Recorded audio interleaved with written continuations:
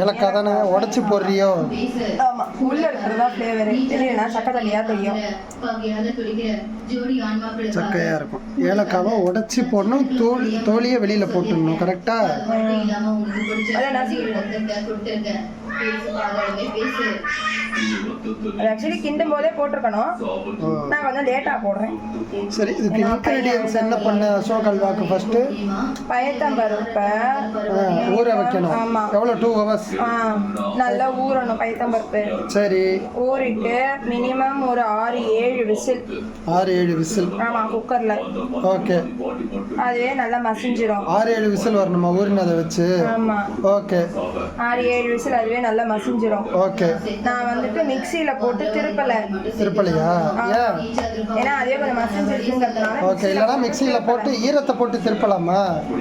ஆறுனதுக்கு அப்புறம் மிக்சியில போட்டு. ஆறுனதுக்கு அப்புறம். ஓகே. ஆமா. திருப்பிட்டு பைத்தம்பருப்பு தானே? அதுக்கப்புறம் அதில் வேற என்ன கலந்த? அதை திருப்பி அரைச்சி வச்சுக்கணும் நல்ல மையா.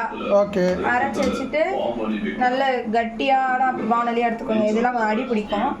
லேசான வானலியா, கெட்டியான வானலி எடுத்துட்டு ஓகே. அதில் வந்துட்டு நெய்யை விட்டு ஃபர்ஸ்ட் இந்த பாதாம் கேஷ்யூஸ் எதை போடுறீங்களோ ஃபர்ஸ்ட் வறுத்து எடுத்துக்கோங்க. கேஷ்யூஸ் பாதாம் ரெண்டுமே நல்லா இருக்கும். ஓகே. ரெண்டுத்தையும் போட்டு வறுத்து நெய்யில் நல்லா பொரிச்சு. கொஞ்சம் திராட்சை வேணும்னாலும் போடலாமா? காஞ்ச திராட்சை போடலாம். ஆனா என்ன அது கொஞ்சம் ஸ்வீட்னஸா இருக்கும். இதுவே ஸ்வீட்டுங்கிறனால அது கொஞ்சம் செட் ஆகாது. ஆனா மேக்ஸிமம் முந்திரி பாதாம் ரெண்டுத்தையும் கொஞ்சம் போட்டு நல்லா வறுத்துட்டு பொன்னிறமா வந்தாலே எடுத்து வச்சுட்டு அதில் நெய் இன்னும் கொஞ்சம் விட்டு கோதுமை மாவு. நெய் விட்டுட்டு தானே அதை வறுக்கணும்? ஆமா. திருப்பி நெய் விடணும். விட்டு கோதுமை மாவு கொஞ்சம் ஒரு 2 டேபிள் ஸ்பூன் கோதுமை கொஞ்சம் லைட்டா வறுத்துட்டு அரைச்சி வச்சதை இல்லை மசிச்சு வச்சது பயத்தம்பருப்பு இருக்குல்ல அதை வந்து அதில் போட்டு கொஞ்சம் தண்ணி விட்டு கிண்டணும். நல்ல இந்த கெட்டி ஆகுற வரைக்கும் கிண்டணும்.